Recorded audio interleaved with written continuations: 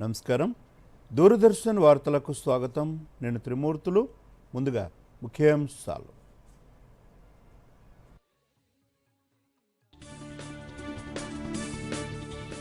చరిత్ర సృష్టించిన భారత వ్యోమగామి శుభాంశు శుక్లా అంతర్జాతీయ అంతరిక్ష కేంద్రంలో అడుగుపెట్టిన తొలి భారతీయుడిగా రికార్డు. హర్షం వ్యక్తం చేసిన ప్రపంచ దేశాలు. చైనా రక్షణ శాఖ మంత్రితో రాజ్నాథ్ సింగ్ భేటీ. ద్వైపాక్షిక సంబంధాల బలోపేతంపై చర్చ. మానస్ సరోవర యాత్ర పునరుద్ధరణపై హర్షం. డ్రగ్స్ కట్టడిలో స్కూళ్లు కళాశాలల పాత్ర అత్యంత కీలకమైందన్న ముఖ్యమంత్రి. డ్రగ్స్ రహిత తెలంగాణే ప్రభుత్వ లక్ష్యమని రేవంత్ రెడ్డి వెల్లడి. బాణకచర్ల ప్రాజెక్టుపై తెలుగు రాష్ట్రాలతో చర్చిస్తామన్న కేంద్రం. 10 రోజుల్లో సమావేశం నిర్వహిస్తామన్న కేంద్ర జలశక్తి మంత్రి సిఆర్ పాటిల్. హైదరాబాద్ అభివృద్ధిలో గేమ్ చేంజర్గా హెచ్సిటీ మారుతుందన్న పరిశ్రమల శాఖ మంత్రి. బడ్జెట్లో 10,000 కోట్లు కేటాయించామని శ్రీధర్ బాబు వెల్లడి. ఒడిశాలోని పూరిలో నేడు జగన్నాథుని రథయాత్ర. శ్రీక్షేత్రం ఆవరణలో యాత్రకు సర్వం సిద్ధం. భక్తులకు ఇబ్బందులు కలగకుండా విస్తృత ఏర్పాట్లు. తెలంగాణలో మరో 2 రోజుల పాటు వర్షాలు. పలు జిల్లాలకు ఎల్లో అలర్ట్ జారీ చేసిన వాతావరణ శాఖ. అంతరిక్ష రంగంలో భారత్ మరో మైలురాయిని అధిగమించింది. 140 కోట్ల మంది భారతీయుల ఆశలను మోసుకుంటూ అమెరికాలోని కెనడీ అంతరిక్ష కేంద్రం నుంచి ఫాల్కన్ 9 రాకెట్ ద్వారా రోదసీలోకి బయలుదేరిన శుభాంశు శుక్లా వ్యోమగాములు అంతరిక్ష యాత్ర విజయవంతమైంది. 28 గంటల పాటు ప్రయాణించి వారు దిగ్విజయంగా అంతర్జాతీయ స్పేస్ స్టేషన్కు చేరుకున్నారు. 41 సంవత్సరాల తర్వాత ఒక భారతీయుడు రోదసీలో అడుగుపెట్టడంతో యావత్తు భారతావని హర్షాతిరేకాలు వ్యక్తం చేసింది. మరిన్ని వివరాలు చూద్దాం.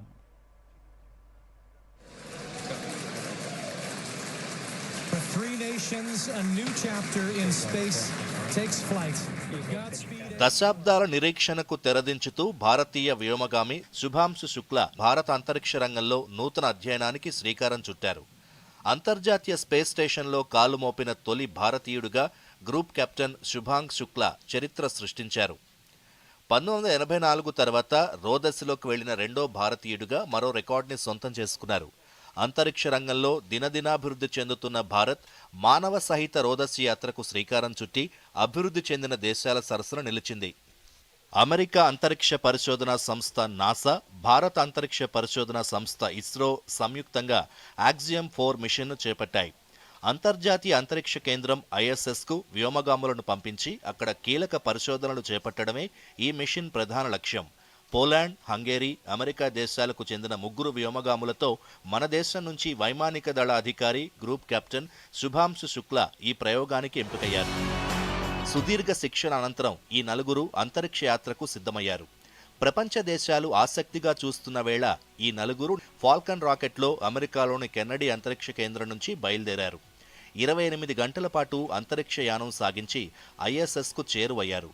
ఈ ప్రక్రియలో స్పేస్ క్రాఫ్ట్ హార్మనీ మాడ్యూల్తో అనుసంధానమైంది.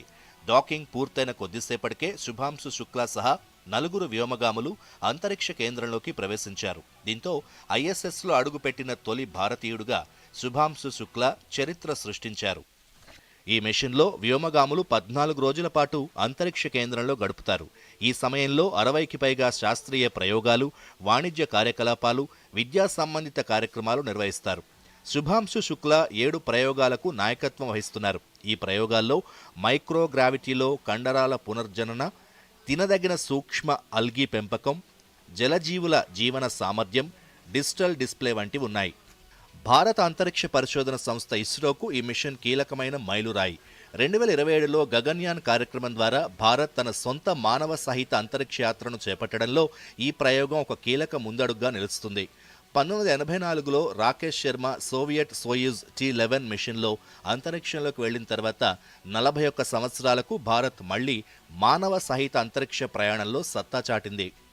యాక్సియం 4 మిషన్లో భారతీయుడు పాలు పంచుకోవడం మన దేశ యువతకు స్ఫూర్తినిస్తూ అంతరిక్ష పరిశోధనలో దేశ సామర్థ్యాన్ని ప్రపంచానికి చాటి చెప్పింది. Bureau report, Doordarshan news. Shubhanshu Shukla బృందం చేపట్టిన అంతరిక్ష యాత్ర విజయవంతం కావడంపై దేశం మొత్తం గర్విస్తోందని కేంద్ర శాస్త్ర సాంకేతిక పరిజ్ఞాన శాఖ మంత్రి జితేంద్ర సింగ్ అన్నారు. ఇది యావత్ భారతావని గర్వించే క్షణమని ప్రధానమంత్రి నరేంద్ర మోదీ ఎక్స్ వేదికగా పేర్కొన్నారని తెలిపారు. మొట్టమొదటిసారిగా ఒక భారతీయుడు అంతర్జాతీయ అంతరిక్ష కేంద్రంలో కాలు పెట్టడం అందరికీ సంతోషాన్ని కలిగిస్తోందని కేంద్ర మంత్రి పేర్కొన్నారు. ఫాల్కన్ రాకెట్ ఎంతో సామర్థ్యంతో పనిచేస్తోందని, దాని డాకింగ్ ప్రక్రియ కూడా నిర్ణీత షెడ్యూల్ కన్నా ముందే విజయవంతంగా పూర్తయిందని అన్నారు. ఈ నలుగురు వ్యోమగాములు అంతరిక్ష కేంద్రంలో జరిపే ప్రయోగాలకు సంబంధించిన పరికరాలు మన దేశంలోనే తయారైనట్లు చెప్పారు. ఇది ఆత్మనిర్భర్ భారత్కు నిదర్శనమని అన్నారు. ఈ ప్రయోగ ఫలితాలు ఇతర దేశాలకు ప్రయోజనాన్ని కలిగిస్తాయని పేర్కొన్నారు. ప్రపంచం ముందు భారత్ ప్రతిష్ట మరింత పెరిగిందని చెప్పడానికి ఈ ప్రయోగ విజయం ఒక ఉదాహరణగా నిలుస్తోందన్నారు. नहीं निश्चय, जैसे आप सबने देखा, प्रधानमंत्री मोदी जी ने सुबह ही ट्वीट किया था कि एक बड़ा गर्व का क्षण रहेगा हमारे लिए कि पहली बार कोई भारतीय इंटरनेशनल स्पेस स्टेशन में पहुंचने वाला है। और कुछ ही घंटों के बाद आपने वो दृश्य भी देखा, अभी डॉकिंग हो गया और मुझे लगता है 60-70 मिनट के बाद उनकी वाकई वहां पे एंट्री होगी। उसके बाद एक औपचारिक उनके लिए अभिनंदन भी का भी आयोजन है। जो 7 वहां हैं पहले से ही अंतरिक्ष यात्री, उन्होंने इंतजार के लिए और इतने आत्मविश्वास के साथ की जा रही है कि 30-40 मिनट पहले ही ये डॉकिंग की प्रक्रिया हो गई। वो सारे मंत्र जिसके जो मोदी जी ने हमें दिए थे, जितने भी ऊपर प्रयोग होने वाले हैं उन सब की सामग्री भारत में विकसित की गई, तो आत्मनिर्भर भारत। दूसरा, वहां से जो प्रयोग होंगे, जो नतीजे निकलेंगे, परिणाम निकलेंगे, वो दूसरे देशों के काम आएंगे, तो हो गया विश्व बंधु भारत। और तीसरा, जिस प्रकार से एक लीडिंग रोल, अगुवाई करने लगा भारत। రక్షణ శాఖ మంత్రి రాజ్నాథ్ సింగ్ చైనా రక్షణ మంత్రి అడ్మిరల్ డాంగ్ జున్తో భేటీ అయ్యారు. ఈ సమావేశంలో చైనా, భారత్ మధ్య ద్వైపాక్షిక సంబంధాలు మరింత బలోపేతమయ్యే దిశగా చర్చించినట్లు ఎక్స్ వేదికగా రాజ్నాథ్ సింగ్ పేర్కొన్నారు. దాదాపు 6 ఏళ్ల విరామం తర్వాత కైలాస మానస్ సరోవర్ యాత్ర పునఃప్రారంభం కావటం పట్ల రాజ్నాథ్ సంతోషం వ్యక్తం చేశారు. భారత్, చైనా మధ్య సంబంధాలు ఇలాగే కొనసాగాలని రాజ్నాథ్ ఆకాంక్షించారు.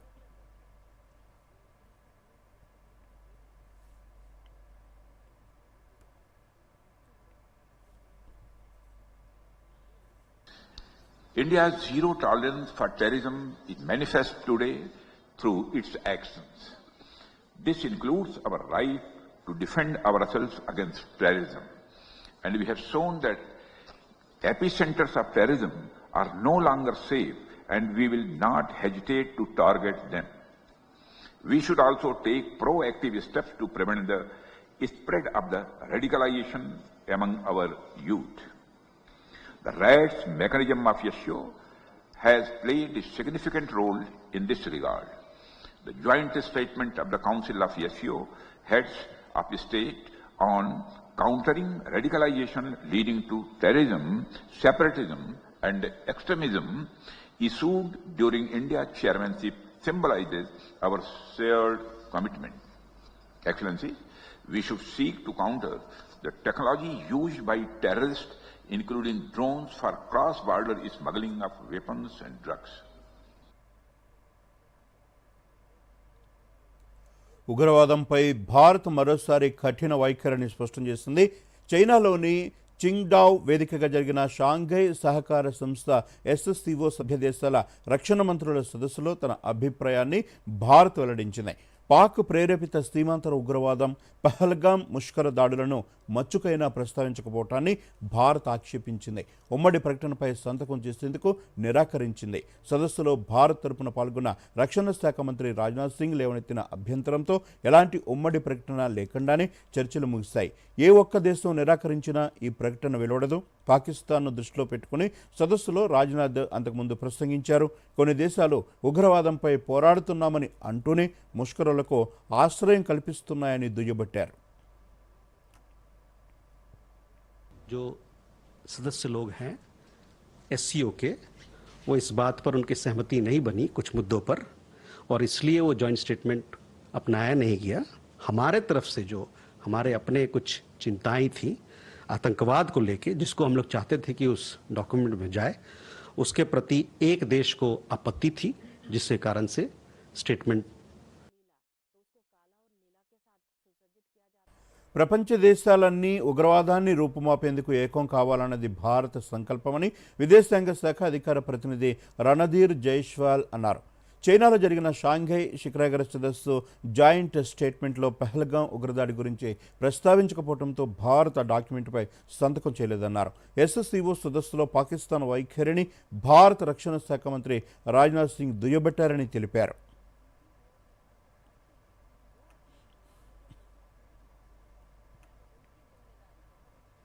ప్రజా ఆరోగ్యం సంక్షేమానికి తమ ప్రభుత్వం ఇస్తున్న ప్రాధాన్యతను ప్రధానమంత్రి నరేంద్ర మోదీ ఎక్స్ వేదికగా ప్రత్యేకంగా ప్రస్తావించారు. పురాతన సంప్రదాయాలను ఆధునిక శాస్త్రీయ విధానాలతో సమన్వయం చేసే వినూత్న స్టార్టప్లను ఆదరించడం మంచి పరిణామమన్నారు. Mann ki Baat updates on X పోస్ట్లో పలు విషయాలను పేర్కొంటూ మన దేశ గొప్ప సాంస్కృతిక సహకారం గురించి మోదీ ప్రత్యేకంగా ప్రస్తావించారు.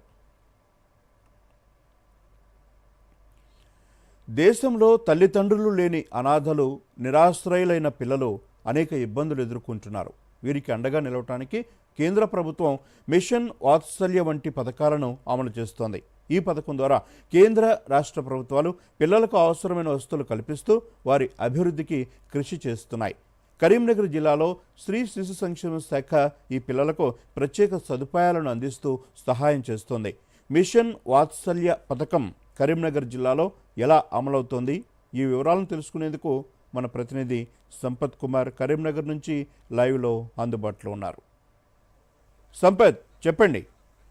అనాథలు, తల్లిదండ్రులు లేని పిల్లలు, నిరాశ్రయులైన పిల్లలకు కేంద్ర ప్రభుత్వ ఆదేశాల మేరకు జిల్లా అధికారులు ఎటువంటి సదుపాయాలు కల్పిస్తున్నారు? వాటి వివరాలు చెప్పండి.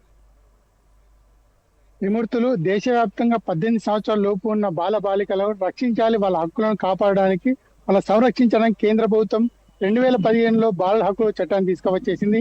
దీనిలో ముఖ్యంగా చూసుకుంటే అనాథలు కావచ్చు, నిరాశ్రయులు కావచ్చు, తల్లిదండ్రులు లేని పిల్లలు కావచ్చు, వీటి బాలలు కావచ్చు, భిక్షాంతి, వీరందరినీ కూడా సంరక్షించి వారందరూ కూడా మంచి విద్యను అందించడంతో పాటు వాళ్ళు బాగుభారత పౌరులు తీర్చిదిద్దడానికి ప్రభుత్వం కృషి చేస్తుంది. దీనిలో భాగంగా అమలు చేస్తున్న మిషన్ వాత్సల్యాన్ని ఏదైతే కార్యక్రమం ఉందో ఆ కార్యక్రమాన్ని కరీంనగర్ జిల్లాలో విజయవంతంగా అమలు చేస్తున్నారు. కరీంనగర్ జిల్లాకు సంబంధించి స్త్రీ శిశు సంక్షేమ శాఖ ఆధ్వర్యంలో బాలల పరిరక్షణ కమిటీల ద్వారా ఈ మొత్తం మానిటరింగ్ చేస్తున్నారు. కరీంనగర్ జిల్లా చూసుకుంటే మొత్తం 4 సెంటర్లు ఉన్నాయి, ఐసిడిఎస్ ప్రాజెక్టులు ఉన్నాయి. కరీంనగర్ మండలం, కరీంనగర్ రూరల్, కరీంనగర్తో పాటు చుప్పదండి, గంగారం ఉన్నాయి. దీంట్లో చూసుకుంటే ఈ రెస్క్యూ టీంల ద్వారా ఎవరైతే అనాథలు ఉన్నారో, భిక్షాటన చేసే పిల్లలు ఉన్నారో వాళ్ళందరినీ గుర్తించేసి వారందరినీ కూడా స్వదార హోంకు తరలించేసి ప్రభుత్వ తరంగా ప్రత్యేక చర్యలు చేపడుతున్నారు. అయితే ఈ ప్రతి సంవత్సరం కూడా ఈ జనవరి నెలలో ఆపరేషన్ స్మైల్ తో పాటు జూలై నెలలో ఆపరేషన్ ముస్కాన్ నిర్వహిస్తున్నారు. సో వచ్చే ఈ జూలై 1 నుంచి 31 వరకు కూడా ఆపరేషన్ ముస్కాన్ ను విజయవంతంగా నిర్వహిస్తున్నారని జిల్లాకు సంబంధించిన చైల్డ్ ప్రొటెక్షన్ అధికారులు తెలియజేస్తున్నారు. సో దీనిపై మాట్లాడడానికి మనతో ఇప్పుడు అందుబాటులో చైల్డ్ ప్రొటెక్షన్ అధికారి పర్వీన్ మేడం అందుబాటులో ఉన్నారు. ఆమె అడిగి మరిన్ని మొదలు తీసుకున్నాం. మేడం చెప్పండి, ఇప్పుడు జూలై 1 నుంచి 31 వరకు కూడా ఈ ఆపరేషన్ ముస్కాన్ నిర్వహిస్తున్నారు, దాన్ని ఎట్లా ముందుకు తీసుకెళ్తున్నారు? అందరికీ శుభోదయం అండి. నా పేరు పర్వీన్, నేను డిస్ట్రిక్ట్ చైల్డ్ ప్రొటెక్షన్ ఆఫీసర్, జిల్లా బాలల పరిరక్షణ అధికారి. ప్రతి బిడ్డ స్కూల్లో ఉండాలనే ధ్యేయంతో జిల్లాలోని బాల కార్మిక రహిత జిల్లాగా తీర్చిదిద్దాలని డిస్ట్రిక్ట్ కలెక్టర్ ఆదేశాల మేరకు డిస్ట్రిక్ట్ వెల్ఫేర్ ఆఫీసర్ ఇన్స్ట్రక్షన్స్ ప్రకారంగా ప్రతి మంత్ జనవరిలో ఆపరేషన్ స్మైల్, జూలైలో ఆపరేషన్ ముస్కాన్ అని మిషన్ వాత్సల్య స్కీమ్ ద్వారా చేస్తున్నామండి. దీనికి పకడ్బందీగా ఒక టీం ఫామ్ అవుతుందండి. పోలీస్ డిపార్ట్మెంట్ నుంచి, లేబర్ డిపార్ట్మెంట్ నుంచి, ఉమెన్ డిపార్ట్మెంట్ నుంచి అందరు కలిసి రెస్క్యూస్ చేస్తామండి. 777 అంగన్వాడీ సెంటర్స్ ఉన్నాయి, 4 ప్రాజెక్ట్స్ ఉన్నాయి. దాదాపుగా ఉన్న అంటే బాల కార్మికుల్లో ఉన్న ప్రదేశాలని మ్యాపింగ్ చేసేసి జనవరి టు మార్చ్ ఒక ఇయర్ ప్లాన్ చేసేసి ఈ మార్చ్ వరకు జిల్లాకి బాల కార్మిక రహిత జిల్లాగా తీర్చిదిద్దాలని ఇది స్కీమ్ మనకు గాజియాబాద్ లో 2014 లో స్టార్ట్ అయిందండి.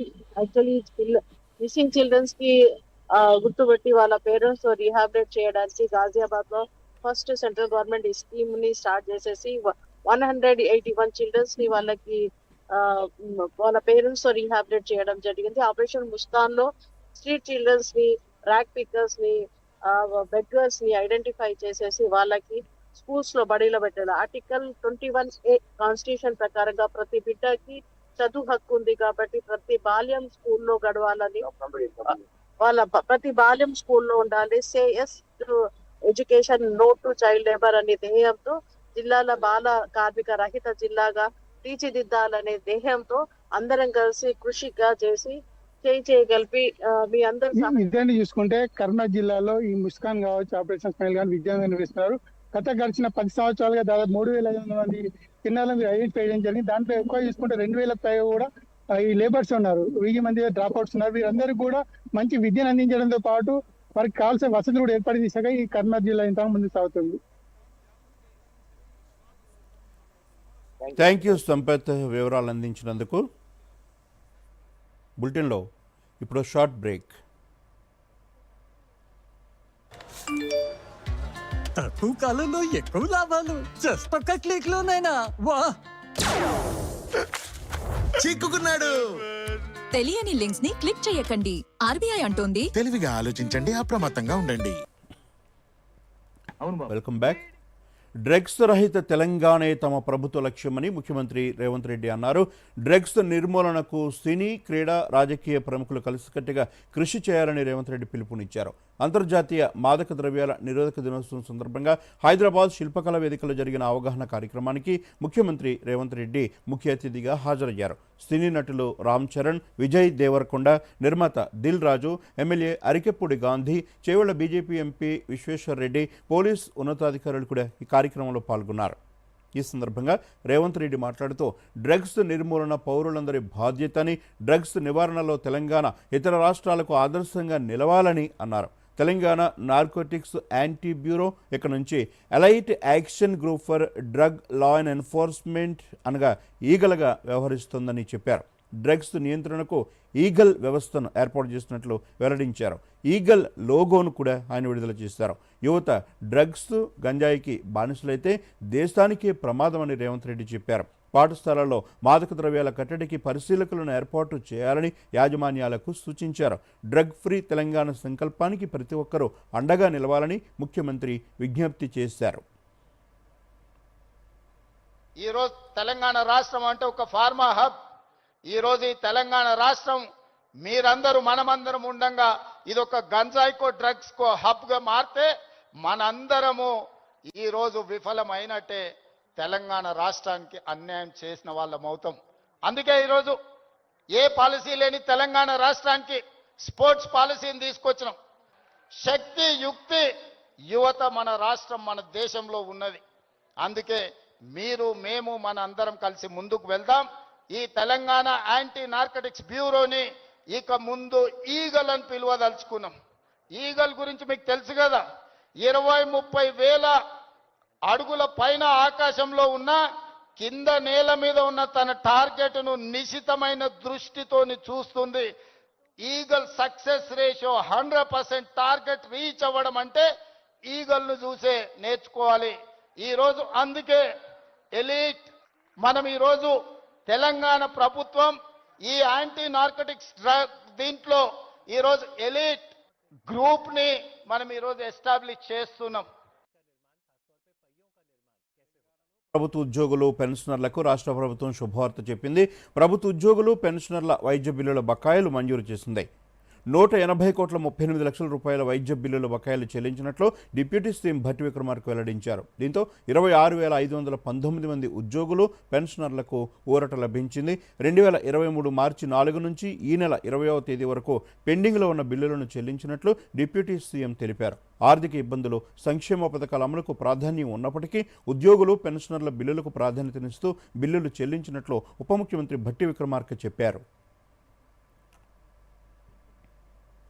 నిజామాబాద్ ప్రాంత రైతులకు పసుపు బోర్డు బహుమతిగా కేంద్రం ఇవ్వనున్నట్లు కేంద్ర మంత్రి కిషన్ రెడ్డి అన్నారు. ఈ నెల 29న పసుపు బోర్డు కార్యాలయాన్ని కేంద్ర హోంమంత్రి అమిత్ షా నిజామాబాద్లో ప్రారంభిస్తారని చెప్పారు. అమిత్ షా పర్యటనకు సంబంధించిన ఏర్పాట్లను కిషన్ రెడ్డి, ఎంపీ అరవింద్తో కలిసి పరిశీలించారు. అనంతరం మీడియాతో మాట్లాడుతూ పసుపు బోర్డు ప్రారంభోత్సవాన్ని ఘనంగా నిర్వహిస్తామని పేర్కొన్నారు. సీఎం రేవంత్ రెడ్డికి చిత్తశుద్ధి ఉంటే ఫోన్ ట్యాపింగ్ కేసును సిబిఐతో దర్యాప్తు చేయించాలని డిమాండ్ చేశారు.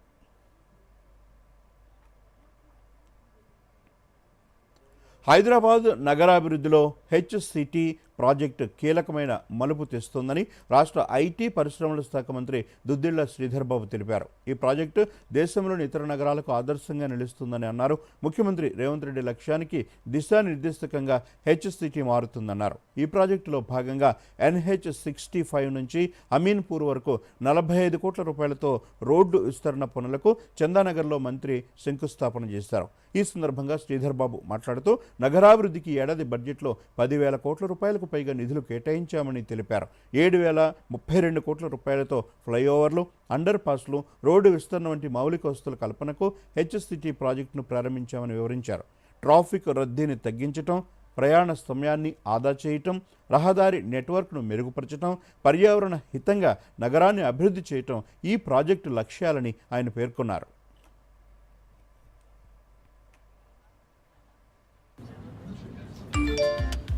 Work from home, high salary, just ఒక్క క్లిక్ లో. అరే వా, చిక్కుకుంది. తెలియని లింక్స్ ని క్లిక్ చేయకండి. RBI అంటోంది, తెలివిగా ఆలోచించండి, అప్రమత్తంగా ఉండండి. వార్తలకు తిరిగి స్వాగతం. మెదక్ బీజేపీ ఎంపీ రఘునందన్ రావుకు భద్రత పెంచాలని పోలీసు శాఖ నిర్ణయించింది. ఇటీవలే రఘునందన్ రావుకు మావోయిస్టుల నుంచి బెదిరింపు కాల్ వచ్చిన విషయం నేపథ్యంలో విచారణ చేపట్టిన పోలీసులు మెదక్ ఎంపీకి భద్రత అవసరమని నిర్ధారించారు. ఇకపై రఘునందన్ రావు పర్యటనలో ఎస్కార్ట్ ఏర్పాటు చేయాలని నిర్ణయించారు. ఈ మేరకు మెదక్ పార్లమెంటు నియోజకవర్గంలోని 3 ఎస్పీలకు ఆదేశాలు జారీ అయ్యాయి. రఘునందన్ రావుకు సోమవారం పీపుల్స్ వార్ మావోయిస్టు పేరుతో బెదిరింపు కాల్ వచ్చింది. తాను మధ్యప్రదేశ్కు చెందిన మావోయిస్టునంటూ ఆగంతకుడు బెదిరించాడు. మేడ్చల్ జిల్లా దమ్మాయిగూడలో ఓ ప్రైవేటు పాఠశాల కార్యక్రమానికి ఎంపీ హాజరైన సమయంలో ఈ బెదిరింపు కాల్ వచ్చింది. బెదిరింపు కాల్పై డీజీపీ, మెదక్ జిల్లా ఎస్పీ, ఇతర ఉన్నతాధికారులకు రఘునందన్ రావు ఫిర్యాదు చేశారు. కాళేశ్వరం ఫోన్ ట్యాపింగ్ కుంభకోణాలపై సిబిఐ దర్యాప్తు జరిపించాలని బీజేపీ రాష్ట్ర ఉపాధ్యక్షుడు ఎన్వీఎస్ఎస్ ప్రభాకర్ రాష్ట్ర ప్రభుత్వాన్ని డిమాండ్ చేశారు. ఢిల్లీలో ఆయన మీడియాతో మాట్లాడుతూ గత కేసీఆర్ పాలనలో జరిగిన కుంభకోణాలపై అసెంబ్లీలో చర్చకు రావాలని సీఎం రేవంత్ రెడ్డి పిలవటం తప్ప కేసీఆర్పై చర్యలు తీసుకోవటం లేదని ప్రశ్నించారు. రాష్ట్రం ఏర్పడిన తర్వాత 10 ఏళ్లు కృష్ణా గోదావరిపై ప్రాజెక్టులు పూర్తి చేయకపోవడంతో తెలంగాణకు నష్టం జరిగిందన్నారు. కృష్ణా గోదావరి నీటి ప్రాజెక్టుల గురించి మాట్లాడే నైతికత కేసీఆర్, హరీష్ రావుకు లేదని విమర్శించారు. ఫోన్ ట్యాపింగ్ వ్యవహారంపై సిబిఐ విచారణ జరిపితేనే అసలు దోషులు బయటపడతారని అన్నారు. కృష్ణా గోదావరి నది జలాల విషయంలో తెలంగాణకు అన్యాయం జరగకుండా బీజేపీ ప్రయత్నిస్తోందన్నారు. 10 సంవత్సరాల యొక్క కేసీఆర్ యొక్క ప్రభుత్వ కాలంలో అనేక అక్రమాలు జరిగినాయి, అనేక రకాల అవినీతి కుంభకోణాలు జరిగినాయి. దానికి సంబంధించినటువంటి అంశాలపైన, విషయాలపైన విచారణ సంఘాలను ఏర్పాటు చేసి విచారణలు కూడా జరుగుతున్నటువంటి విషయాలను మనం చూస్తూ ఉన్నాం. ఎంతసేపు చర్చకు రా అని ముఖ్యమంత్రి మాట్లాడతాడే కానీ జరిగినటువంటి ఒక అవినీతికి, జరిగినటువంటి ఒక విచారణకి, జరుగుతున్నటువంటి ఇతర అంశాలపైన చర్యలకు మాత్రం ఉపక్రమించినటువంటి ప్రభుత్వం కాంగ్రెస్ ప్రభుత్వం అని చెప్పని నేను ఈ సందర్భంగా పేర్కొంటా ఉన్నా. ఈ ఫోన్ ట్యాపింగ్ వ్యవహారం పైన ముమ్మాటికి సిబిఐ విచారణ జరిగితేనే అసలు సిసలైనటువంటి దోషులు తెలంగాణ స్థానిక సంస్థల ఎన్నికల్లో బీజేపీ విజయం తథ్యమని బీజేపీ పెద్దపల్లి అధ్యక్షుడు సంజీవ్ రెడ్డి అన్నారు. కాంగ్రెస్ రాజకీయ కారణాలతో ఎన్నికలను 3 నెలలు వాయిదా వేస్తుందని ఆరోపించారు. స్థానిక సంస్థల ఎన్నికల్లో గెలిచి తమ బలాన్ని చాటుతామని అన్నారు. ప్రధానమంత్రి మోదీ సంక్షేమ కార్యక్రమాలను ప్రజల్లో గుర్తిస్తారని, రైతులకు కేంద్రం అందిస్తున్న పథకాలతో ఎన్నికల ప్రచారంలో దూసుకెళ్తామని చెప్పారు. రామగుండంలో సింగరేణి, జెన్కో సంయుక్తంగా ఏర్పాటు చేయనున్న విద్యుత్ ప్లాంట్ను స్వాగతిస్తున్నామని, అయితే దానిని జనావాసాలకు దూరంగా మూతపడిన సింగరేణి OCP4 ప్రాంతంలో నిర్మిస్తే మంచిదని సూచించారు. విద్యుత్ ప్లాంట్ వల్ల కాలుష్యం ఎక్కువగా ఉంటుందని, అందుకే జనవస్తులకు దూరంగా ఏర్పాటు చేయాలని పేర్కొన్నారు. రాష్ట్రంలో ఎప్పుడు ఎన్నికలు వచ్చినా ఎన్నికలు సిద్ధంగా ఉన్నది కనుక కాంగ్రెస్ ప్రభుత్వము ఎలక్షన్లు పెట్టడానికి ఇప్పుడు సంవత్సరం నుంచి కూడా వెనక ముందు ఆడుతూ ఉన్నది. ఎందుకంటే భారతీయ జనతా పార్టీ ఏ ఎలక్షన్లు వచ్చినా తెలంగాణ రాష్ట్రంలో ఎక్కడొచ్చినా సర్పంచ్ కానీ మొదలు పెడితే, వార్డు మెంబర్ కానీ మొదలు పెడితే వాళ్ళ కార్పొరేషన్తో మేము కైవసం చేసుకుంటాం. చేసుకుంటాం. ఇవాళ రామగుండంలో కూడా 60 డివిజన్లో భారతీయ జనతా పార్టీ కార్యక్రమం అంటే క్యాండిడేట్లను పెట్టి వాళ్ళ ఈ రామగుండం కార్పొరేషన్ని కైవసం చేసుకుంటామని తెలియజేస్తున్నాం.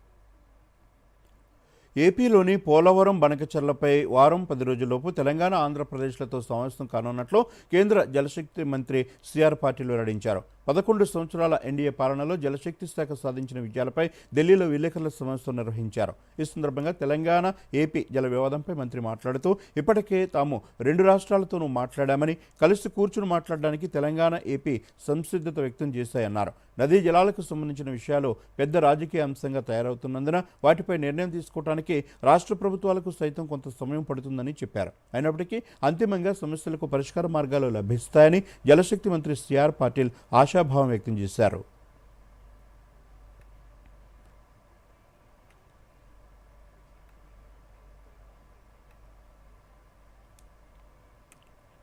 ఒడిశాలోని పూరిలో జగన్నాథుని విశ్వప్రసిద్ధ రథయాత్ర నేడు కనుల పండుగగా జరగనుంది. ఈ వేడుకలో 12 లక్షల మందికి పైగా భక్తులు పాల్గొంటారన్న అంచనాతో అధికార యంత్రాంగం విస్తృతంగా ఏర్పాట్లు చేసింది. భద్రతకు ప్రాధాన్యతనిచ్చిన ప్రభుత్వం తొలిసారిగా 275 ఏఐ కెమెరాలు, డ్రోన్ల ద్వారా రద్దీ నియంత్రణకు ఏర్పాట్లు చేసింది. దీనికి తోడు 10,000 మంది జవాన్లను నియమించింది. భూతల, జల, వాయు మార్గాలపై గట్టి నిఘా ఉంచినట్లు డీజీపీ యోగేష్ బహదూర్ ఖురానియా చెప్పారు. రథయాత్రకు సంబంధించి జగన్నాథుని నందిఘోష్, బలభద్రుని తాళధ్వజ, దేవి సుభద్ర దర్పదళన్ రథాలు అందంగా ముస్తాబయ్యాయి. శ్రీ క్షేత్రంలోని గర్భగుడిలో భక్తులకు నేత్రపర్వం చేసే 3 మూర్తులు పెంచిన తల్లి గుండిచాదేవి ఆలయానికి చేరుకోవటం ఆనవాయితీ.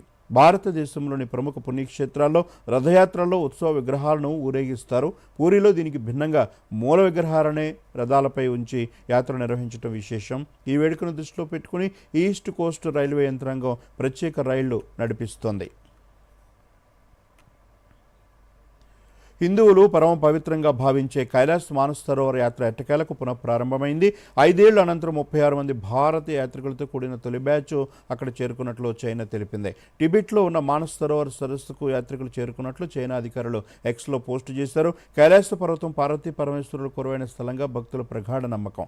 హిందువులు, బుద్ధులు, జైనులు కైలాస పర్వతాన్ని అత్యంత పవిత్రంగా భావిస్తారు. కోవిడ్ నేపథ్యంలో 2020లో ఈ యాత్ర నిలిచిపోయింది. అనంతరం గల్వాన్ ఘర్షణతో ఢిల్లీ, బీజింగ్ మధ్య సంబంధాలు దెబ్బతిన్నాయి. దీంతో యాత్ర పునరుద్ధరణ చర్యలు ముందుకు సాగలేదు. అదే సమయంలో ఇరు దేశాల మధ్య నేరుగా విమాన సర్వీసులు కూడా నిలిచిపోయాయి. గత ఏడాది భారత ప్రధాని మోదీ, చైనా అధ్యక్షుడు జిన్పింగ్లు రష్యాలోని కజాన్లో జరిగిన బ్రిక్స్ సమావేశంలో భేటీ అయ్యారు. దీంతో 2 దేశాల మధ్య ద్వైపాక్షిక సంబంధాల పునరుద్ధరణకు చర్యలు తీసుకున్నారు. దీంతో మార్గం సుగమమైంది. ఇక మరోమారు ముఖ్యాంశాలతో వార్తలు ముగిద్దాం. నమస్కారం.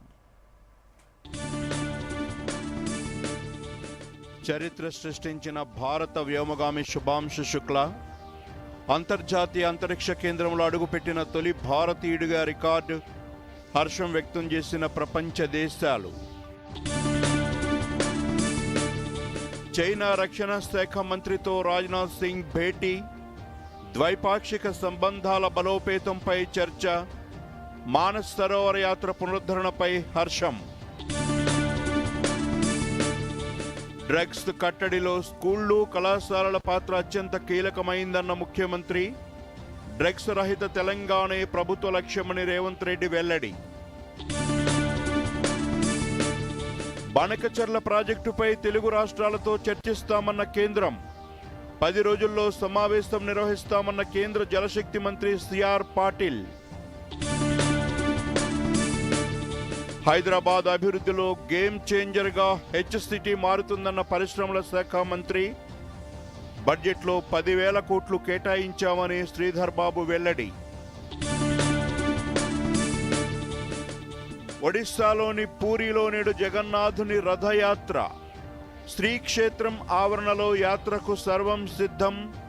భక్తులకు ఇబ్బందులు కలగకుండా విస్తృత ఏర్పాట్లు. తెలంగాణలో మరో 2 రోజుల పాటు వర్షాలు. పలు జిల్లాలకు ఎల్లో అలర్ట్ జారీ చేసిన వాతావరణ శాఖ. దూరదర్శన్ యాదగిరి వార్తలను ఇప్పుడు సోషల్ మీడియాలో కూడా చూడొచ్చు. యూట్యూబ్ అయితే డిడి న్యూస్ తెలంగాణ, ఎక్స్ వేదికగా అయితే DD news Telangana @DD Yadagiri news, Facebook అయితే డిడి న్యూస్ తెలంగాణలో చూసి సబ్స్క్రైబ్ చేసి లైక్ చేయండి, షేర్ చేయండి.